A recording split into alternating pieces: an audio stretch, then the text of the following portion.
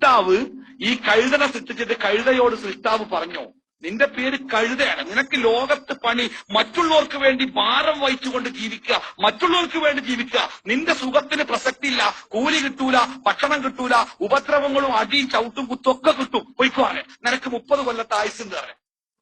അപ്പോ കഴുത പറഞ്ഞു, പടച്ചോനെ ഈ ദുരിതം പിടിച്ച ജീവിതം 30 കൊല്ലം എനിക്ക് വേണ്ട, ഒരു 5 കൊല്ലമാണെങ്കിൽ ഞാൻ ജീവിച്ചോളാം, ബാക്കി എനിക്ക് വേണ്ട.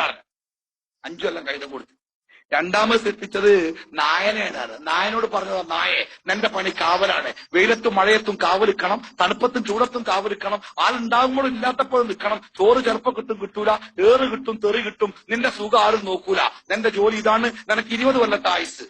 നായ പറഞ്ഞു, വേണ്ട പഠിച്ചോളെ, 5 കൊല്ലമാണ് ഞാൻ നിനക്കും വേണ്ടി ജീവിച്ചു തരാം. അങ്ങനെയുള്ള നിനക്കും വേണ്ടി ഞങ്ങളുടെ നാട്ടില് ഒരു വലിയ കോളനി ഉണ്ട്, അരിജൻ കോളനി, അപ്പങ്കാപ്പ് കോളനി, അരിജൻ കോളനി, ഗിരിജൻ കോളനിയാ, അപൂർവ കോളനിയാ, പാറമടയിൽ പാർക്കുന്ന ആൾക്കാരൊക്കെ ഉള്ള ആൾക്കാരാണ്. അപ്പൊ നാട്ടില് സാക്ഷരതാ ക്യാമ്പ് തുടങ്ങിയപ്പോഴേ ആ മലപ്പുറം ജില്ലയിലെ സാക്ഷരതാ പ്രവർത്തനത്തിന്റെ ഉദ്ഘാടനം ഈ കോളനിയിലേന് കലക്ടറൊക്കെ വന്ന് എല്ലാവർക്കും ചോറൊക്കെ കൊടുത്ത് വമ്പിച്ച പരിപാടി, പത്രക്കാരും ചോറും ആകപ്പാടെ കാട്ടിൽ ആഘോഷം. ആ കോളനിയിലെ ഇൻസ്ട്രക്ടറായിട്ട് ഇന്നെ നിശ്ചയിച്ചു. ഞാനൊന്ന് NSSന്റെ വളണ്ടിയറാ. അപ്പൊ ഇന്നെയാണ് ആ കോളനിയിലെ ഇൻസ്ട്രക്ടറായി നിശ്ചയിച്ചത്. അപ്പൊ പിറ്റേന്ന് ഞാൻ ക്ലാസ് എടുക്കാൻ വേണ്ടി ബുക്കൊക്കെ എഴുതി ചെന്നപ്പോ ഒരു 10-200 ആദിവാസികൾ കുപ്പായിട്ടോ ഇടാത്തോ ഒക്കെ പോടെ നിരന്നിരിക്കണ്ടേ. ക്ലാസ് തുടങ്ങി പകുതിയായപ്പോഴങ്ങനെ പിറുപിറുപ്പ് ഇങ്ങനെ കേൾക്കുന്നൊന്നും മനസ്സിലാണില്ല. ക്ലാസ് കഴിഞ്ഞ് അന്ന് കഴിഞ്ഞു. പിറ്റേന്ന് ഞാൻ ചെന്നപ്പോ പകുതി ആൾക്കാരില്ല. പിറ്റേന്ന് ഒരൊറ്റ മനുഷ്യല്ല. എന്നെ കണ്ടപ്പോ വാതിലങ്ങനെ അടഞ്ഞു, കുറെ ആൾക്കാർ കയറി ഇങ്ങനെ പോയി. ഞാൻ ഈ വിവരം, അത് 1ാമത്തെ ക്ലാസ്സും കലക്ടർ ഉദ്ഘാടനം ചെയ്ത ക്ലാസ്സും ആയതുകൊണ്ട് ഈ ക്ലാസ്സിൽ കുട്ടികളില്ലാത്ത വിവരം ഞാൻ മലപ്പുറത്ത് കലക്ടറേറ്റിൽ അറിയിച്ചു. അപ്പൊ എന്റെ കാരണം അന്വേഷിക്കാൻ വേണ്ടി പിറ്റേന്ന് ഉദ്യോഗസ്ഥന്മാർ വന്നു. ഉദ്യോഗസ്ഥന്മാരും വണ്ടി വിലപ്പരൊക്കെ പാടെ ഇറങ്ങി വന്ന് എന്നിട്ട് ഓരോട് ചോദിച്ചു, എന്താണ് ക്ലാസ്സിന് വരാത്തേ? അതുപോലെ എന്താ പറഞ്ഞാൽ, ചോറ് തരുന്നില്ല, പൈസ തരുന്നില്ല, വെറുതെ പഠിച്ചു തരാൻ ഞങ്ങളെ കിട്ടൂല പറഞ്ഞു. എങ്ങനെയുണ്ട്? ചോറുമില്ല, പൈസ ഇല്ല, വെറുതെ പഠിച്ചു തരാൻ ഞങ്ങളെ കിട്ടൂല. അതേമാതിരിക്ക് ഞാനത് 5 കൊല്ലം നിനക്ക് ജീവിച്ചു തരാം, ബാക്കി എനിക്ക് വേണ്ടാണ്. നായ ബാക്കി ഒഴിവാക്കി. പിന്നെ എത്തിച്ചത് കുരങ്ങിനത്തെ. കുരങ്ങിനോട് പറഞ്ഞു, 15 കൊല്ലത്തെ ആയുസ് എനക്ക്, കുടുംബമില്ല, വീട്ടുകാരില്ല, വീടില്ല, ഒന്നുമില്ല.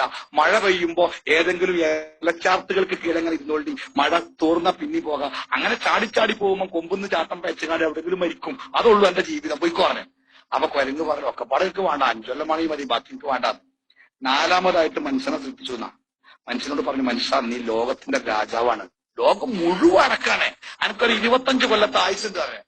മനുഷ്യൻ പറഞ്ഞു, പടച്ചോന ഈ സുന്ദരമായ ജീവിതം 25 കൊല്ലം കൊണ്ട് എന്താക്കാനാ? എന്നാ പിടിച്ചോ, കൈതന്റെ 25 കൊണ്ടേക്ക് പറഞ്ഞു. അത് പോരെ റബ്ബേ, എന്നാ പിടിച്ചോളൂ, നായിന്റെ 10 പിടിച്ചു പറഞ്ഞു. അത് പോരട്ടോ, എന്നാ പിടിച്ചോ കുരങ്ങിന്റെ 10 പറഞ്ഞു. അങ്ങനെ 10-20 വയസ്സായിട്ടാ വന്നത്. ആദ്യത്തെ 25 കൊല്ലം സ്വർഗ്ഗേനി, ഈസിയിൽ നിറച്ച് പൈസ, ബാക്കി വാപ്പാന്റെയൊന്നും എന്താ വിചാരിച്ച ഒക്കെ നടക്കും, ബൈക്കിന് ബൈക്ക്, കാറിന് കാറ്. 25ാം വയസ്സിൽ വാപ്പ വിളിച്ച് പെണ്ണാണ് കെട്ടിച്ചു. അന്ന് മുതൽ പിന്നെ കഴുതന്റെ ജീവിത. പിന്നെ കുടുംബത്തിന് വേണ്ടി വലിച്ചിട്ട് എന്ത് കൊണ്ടേ കൊടുത്ത ബാപ്പ കൊടുക്കുന്നത് ആർക്കാ വേണ്ടിയേ? ആര്? മക്കള്, പെണ്ണുങ്ങളുടെ മനസ്സ്, അതുവരെ എന്ത് നല്ലത് വാങ്ങിക്കണോ? അങ്ങനെ ചീത്ത മാത്രം കേട്ട് കേട്ട് കേട്ട് കേട്ട് 50 വയസ്സുകാട് ഒപ്പിച്ച് കഴുതന്റെ ജീവിതം കഴിഞ്ഞു.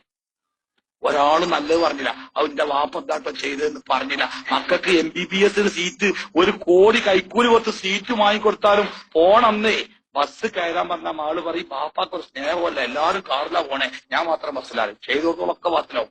അങ്ങനെ തെറി കേട്ട് 50 വയസ്സായി. അപ്പോ അതിന് കഴിഞ്ഞ് ഷുഗറും പ്രഷറൊക്കെ ആയിട്ട് മടങ്ങി നാട്ടിൽ എത്തി, കുട്ടികളൊക്കെ കെട്ടിച്ച് വലുതായി. പിന്നെ അമ്മക്ക് പ്രത്യേകിച്ച് വരുമാനമൊന്നുമില്ല, സ്വത്തൊക്കെ മക്കളെ പേരിലായി, കച്ചവടം പോലെ ഏറ്റെടുത്ത്. പിന്നെ ഞമ്മക്ക് കിട്ടിയ ജീവിതേ നായന്റെ ജീവിത, കാവല്, മക്കളും മരക്കളും കൂട്ടി പോകുമ്പോ പേരന്റെ വിക്കത്ത് നമ്മളിങ്ങനെ സെക്യൂരിറ്റിമാർക്ക് നിൽക്കുക. ആരേലും വന്ന് കണ്ട് ഓൻ എവിടെ വെച്ച് പോകാൻ ദുബായി പോയിക്കണെന്ന് പറയാ, വാറ്റ് ഗേറ്റ് പൂട്ടുക, കുട്ടികൾ നഴ്സറിക്ക് പോകുമ്പോൾ ചോദിച്ചാൽ പിന്നാലെ അങ്ങനെ പോവുക. നഴ്സറി വിടുമ്പോത്തിന് നമ്മൾ അങ്ങോട്ട് എത്തുക, എങ്ങോട്ട് നഴ്സറിന്റെ മുമ്പക്ക് ഓലെ ബാക്കിൽ നമ്മൾ ഒപ്പം നടക്കാൻ പാടില്ല, കുട്ടിയൊക്കെ മാനക്കട, കാരണം നമ്മളിങ്ങനെ ചുക്കി ചുളിഞ്ഞ് അങ്ങനെ നമ്മൾ ബാക്കിൽ നടക്കുക, ഓല ഓട്ടോറിക്ഷ കാത്തിക്കുക. അങ്ങനെ ഒരു നായിന്റെ റോളാ പിന്നെ കിട്ടിയേ. അതിങ്ങനെ കുറച്ച് കഴിഞ്ഞപ്പോ കണ്ണും കാതും ഒക്കെ ശരിക്ക് പിടിക്കാതെ ഇപ്പോ അതിനും നമ്മളെ പറ്റാതെയായി. കാരണം ഓട്ടോറിക്ഷ ഓണടിച്ചാൽ നമ്മള് കേൾക്കൂല, കുട്ടികൾ പറഞ്ഞാൽ കേൾക്കൂല. അതുകൊണ്ട് നായിന്റെ പണി വെയ്യാതെയായി. പിന്നെ കിട്ടിയ കുരങ്ങിന്റെ ജീവിത. ഒരു മകളെ പേരിൽ കുറച്ച് ചെന്നപ്പോൾ പറഞ്ഞു, വാപ്പ നിങ്ങളിപ്പോ കുറെ ആയില്ല കിടക്കണ്, നമ്മളെ ചെറിയാത്താക്ക് നിങ്ങളെ കാണാൻ ഭയങ്കര പൂതിണ്ടല്ലോ, ഒന്ന് അങ്ങോട്ട് പോയിക്കൂടെ, തുണി കുപ്പായൊക്കെ പാക്കീസിലാക്കി വാപ്പാക്ക്.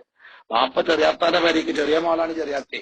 അവിടെ ചെന്നപ്പണ്ട് ബാബിൽക്കല് ഗേറ്റിനെ കണ്ടപ്പോഴേ ഓടി വരാവൂല. വാപ്പാ നിങ്ങളെ കണ്ടിട്ട് എത്ര കാലായി, ഞങ്ങളപ്പോ 6 മാസം പാർക്കണം എന്ന് വിചാരിച്ചു. എന്താ ഇപ്പൊ കാട്ടുക, ഞങ്ങളിപ്പോ വന്ന് പോവുകയാണോ നാളെ, എന്താ നിങ്ങൾ തൽക്കാലം വല്യാത്തങ്ങൾക്ക് പോയിക്കോളി, എന്നിട്ട് പിന്നെ ഇങ്ങോട്ട് വന്നോളി പറഞ്ഞു. വല്യാത്താന്റെ അവിടെ ചെന്നപ്പണ്ട് വാതില് പൂട്ടി കിടക്കണം. ഇഞ്ഞെന്താ കാട്ടുക? അതിലിങ്ങനെ അന്തം വിട്ട് റോട്ടിക്ക് ഇറങ്ങിയപ്പോഴാ ഏതോ കുരുത്തം കെട്ട ഒരു പയ്യന്റെ മോട്ടോർ സൈക്കിൾ മക്കളും പറഞ്ഞു വരുന്നത്. ഒരൊറ്റ തട്ട് റോട്ടിക്ക്. അവിടെ കഥന കഴിഞ്ഞ്. അല്ലെങ്കിൽ നമ്മൾ കുടുങ്ങിനി. എങ്ങട്ടാ പോവുക? ആ മോട്ടോർ സൈക്കിൾ തട്ടൂടെ നമ്മൾ കഴിച്ചില്ലായി. അതാണ് കുരങ്ങിന്റെ ജീവിതം. ഏതോ മരത്തുമെന്ന് ചാടി ഓന്റെ കഴിഞ്ഞു. ഈ കഥ ഞാൻ അങ്ങനെ പറഞ്ഞപ്പോഴേ സദസ്സിന്ന് ഒരാള് പറയണേ, മൗലവി ഞാൻ ഇപ്പൊ ആ കുരങ്ങിന്റെ ആയുസിലാട്ടോ പറഞ്ഞു. അത്ര ഒഴിവാക്കിക്കണേ. മൂപ്പരിങ്ങനെ അന്തം വിട്ട് നടക്കുക. അപ്പോഴേ എപ്പോഴും കരുതിക്കോലുണ്ട്, എന്തുണ്ടായിട്ടും കാര്യമില്ല, എവിടെയാണ് നമ്മൾ ഒറ്റപ്പെടുക എന്നറിയില്ല. അപ്പോ മതപരമായ മാതാപിതാക്കളോട് നമ്മൾ ചെയ്യേണ്ടത് ചെയ്തിട്ടില്ലെങ്കിൽ അത് ഈ ലോകത്തും തന്നെ അനുഭവിക്കുന്നല്ലേ. നമ്മൾ പഠിപ്പിച്ച പാഠം ഇസ്ലാമും അതാ പഠിപ്പിച്ച്, അനുഭവങ്ങളും അതാ പഠിപ്പിച്ചതല്ലേ. വീട്ടിലെ വാപ്പ മരിച്ചപ്പോ മയ്യത്തൊക്കെ മറവ് ചെയ്ത് വാപ്പാന്റെ ആവശ്യമില്ലാത്ത സാധനമൊക്കെ ഒഴിവാക്കി തെങ്ങിനോട്ട് കൊണ്ടുപോയിട്ട് തുണി കുപ്പായം പായതൊക്കെ. അങ്ങനെ വരുമ്പോണ്ട് എന്റെ കുട്ടി, ചെറിയ കുട്ടി, ഈ വാപ്പാന്റെ ഒഴിവാക്കിയ വേസ്റ്റിൽ ഇങ്ങനെ തപ്പുണ്ട്. അപ്പൊ ഞാനവിടെ പോയിരുന്നു, എന്താ മോനെ? അപ്പോ മകൻ ഇങ്ങനെ തിരയന്നെ. അവസാനം ബാപ്പാക്ക് കഞ്ഞി ഒട്ടിയിട്ട് ഒരു തെളിങ്ങിയ അലുമിനിയ പാത്രം ഉണ്ട്, അത് കുട്ടി എടുത്തു. അപ്പം ബാപ്പ ചോദിക്കണേ, എനിക്ക് വല്യപ്പാനോട് അത്ര ഇഷ്ടേനി, എന്തിനാ ഈ പാത്രം എടുത്ത്? മകൻ പറഞ്ഞു, ഇഷ്ടായിട്ടൊന്നല്ല, ബാപ്പാക്ക് നിങ്ങൾ കഞ്ഞി കൊടുത്ത് തീരല്ലേനോ, നിങ്ങൾക്ക് വയസ്സാവുമ്പോ ഞാൻ നിങ്ങൾക്ക് ഇതേപോലത്തെ തെളിങ്ങിയ പാത്രത്തിൽ കഞ്ഞി തരാൻ നിൽക്കി കൊടുക്കുന്ന പാത്രം കിട്ടുക, അതോടത്ത് നിങ്ങൾക്ക് കഞ്ഞി തരാൻ വേണ്ടി ഞാൻ പാത്രക്കുന്ന പറഞ്ഞേ. അതായത് കൊടുത്തത് ഇവിടെ തന്നെ കിട്ടും. ഈ ലോകത്ത് തന്നെ അള്ളാഹുവിന്റെ ശിക്ഷ കിട്ടുന്ന തെറ്റുകളിൽ ഒന്നാണ് മാതാപിതാക്കളോടുള്ള നമ്മുടെ പെരുമാറ്റത്തിലെ വൈകല്യമെന്ന് ഇസ്ലാം മതം കൃത്യമായി പഠിപ്പിക്കുന്നുണ്ട്. സ്വന്തം സുഖത്തിനു വേണ്ടി മാതാപിതാക്കളെ വലിച്ചെറിഞ്ഞ് ഇറങ്ങിപ്പോരുമ്പോ നമ്മുടെ ജീവിതത്തിലും ഈ ഒരു രംഗം അനുഭവിച്ചു തീർക്കാനുണ്ട് എന്ന് മറക്കരുത്.